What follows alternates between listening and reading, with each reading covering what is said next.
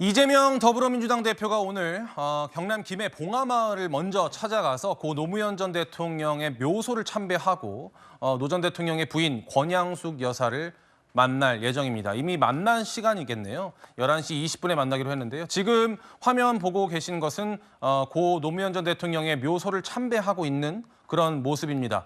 이재명 대표를 비롯한 신임 민주당 지도부가 봉하마을 고 노무현 전 대통령의 묘소를 참배하는 모습을 여러분 보고 계십니다. 그리고 이 참배 이후에 권양숙 여사와 만남을 갖고 비공개 만남이죠. 이후에 오후에는 평산마을로 이동을 해서 문재인 전 대통령을 만날 예정인데요. 이재명 대표가 지난 2월에 문 전 대통령을 만났을 때 이런 이야기를 나눴는데 그 이야기 먼저 듣고 이야기 이어나가겠습니다. 명자와 문자를 따서 명문정당을 만드는 것이 바로 민주당이 가야 할 길이다.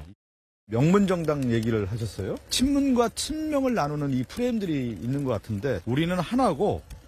관건은 지지의 확장입니다. 더욱 확장하고 확장해서 더욱 확장시켜 나갑시다. 확장을 가로막는 편협하고 배타적인 행태를 단호하게 배격합시다. 자, 이 두 장면을 저희가 연달아 보여드린 것은 지난 2월에 명문정당을 강조하면서 통합된 모습을 보여주나 했지만 총선 과정에서는 그렇지 않은 모습이 보였고 지난 전당대회 때 방금 보신 문재인 전 대통령의 축하 영상 메시지가 나올 때는 일부 강성 지지층들의 야유가 쏟아지기도 했습니다. 강정부 대변님. 오늘 이재명 대표와 문 전 대통령의 만남에서는 또다시 통합 메시지가 나올까요? 그럼요.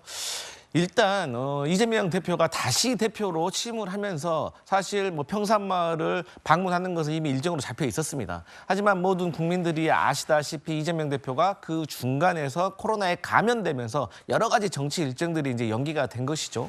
그렇기 때문에 이제 그 일정에서 정해진 일정을 소회를 하는 것인데 어쨌든 그 어느 때보다 다른 어떤 의미가 있는 것 같습니다. 아시다시피 최근에 문재인 전 대통령 사유의 특혜와 관련해서 검찰의 수사가 시작이 됐는데 예. 이 특혜 수사가 유죄인지 무죄인지 아직 판단도 되지 않았는데 여권에서는 이게 마치 지금 기정사실인 양 이 이후에 문재인 전 대통령이 마치 딸에게 주는 그 생활비를 아끼고자 이것을 부정하게 취업을 시켰고 또 본인이 그 사위의 월급을 뇌물로 받았다라는 프레임으로 전개가 되고 있는 겁니다. 그런 상황에서 지금 이재명 대표도 야당 탄압이라고 느껴지고 있는 여러 가지 검찰의 기소와 수사 후 기소, 재판 이런 것들이 연결되어 있기 때문에 아무래도 동병상련에 아주 애틋한 어떤 공감대가 있을 것으로 보이고 저희 민주당도 어쨌든 전 대통령에 대해서 이런 탄압하는 것에 대해서 대책위를 김영진 의원을 필두로 해서 세웠거든요. 예. 그래서 여기에 대해서 어떻게 대응해 나갈 것인가도 구체적으로 얘기가 오갈 것 같습니다. 알겠습니다. 이 이야기 차근차근 저희가 풀어나가 볼 텐데요. 그 전에 장윤미 변호사님, 네.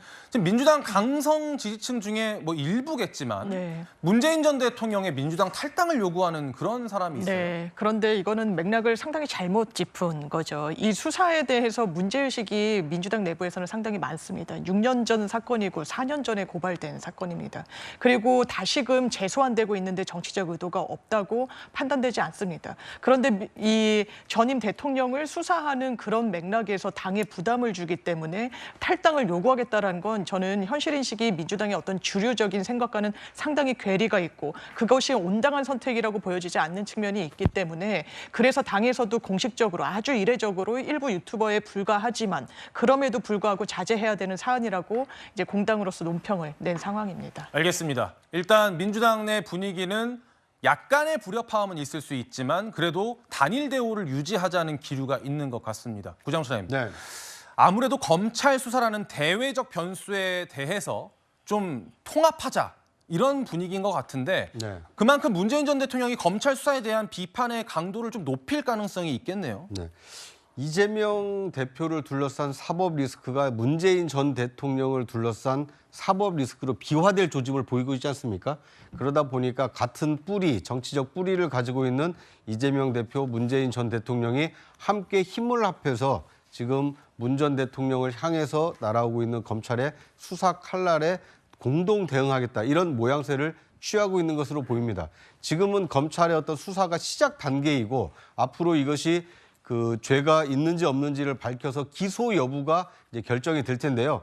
앞으로 국민 여론에도 상당히 많은 영향을 끼칠 것으로 예상이 됩니다. 왜냐하면 지난 총선을 거치면서 명문정당이라고 얘기는 했지만 친명정당으로 사실상 바뀐 거 아니냐, 이런 얘기가 민주당 내에서도 있는 상황에서 전직 대통령인 문재인 전 대통령과 관련된 이 검찰의 어떤 수사를 과연 민주당이 엄호해야 되느냐, 죄가 있는지 없는지도 모르는데 검찰 수사가 시작됐다고 해서 문 전 대통령을 보호해야 되는 것이냐, 이런 당내 이견이 일부이긴 있지만 존재하고 있기 때문에 앞으로 지속적으로 이 명문정당이 유지될지는 좀 지켜볼 필요가 있어 보입니다. 알겠습니다. 김 전 부대변인.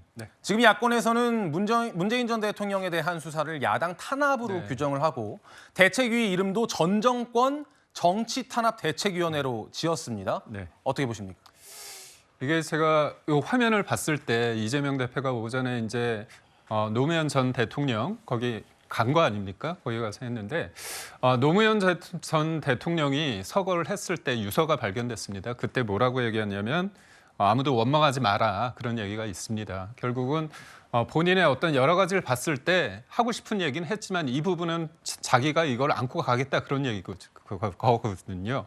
근데 제가 드리고 싶은 말씀은 뭐냐면 지금 야당이 저희가 아무것도 없는데 갑자기 소설을 써가지고 만든 게 아니지 않습니까? 문재인 전 대통령의 사위이기 때문에 한 달에 800만 원 거주비 해서 350만 원 받았고 서울로 태국에서 오고 갈 때도 있었고 그다음에 태국에서 이주를 할 때 거기에 소위 말해서 타이 이스터젯 항공사 직원들이 아니라 중진공 직원들이 와서 도와줬다고 합니다. 여러 가지 일련의 이런 여러 가지 상황을 봤을 때 문재인 대통령의 전 사위이기 때문에, 당시는 사위이기 때문에 가능했던 일입니다. 근데 저는 문제는 본인들의 어떤 잘못에 대해서 이거에 대해서 부끄러워하거나 이거에 대해서 해명하기보다는 일종의 정치 탄압 프레임으로 보는 거거든요.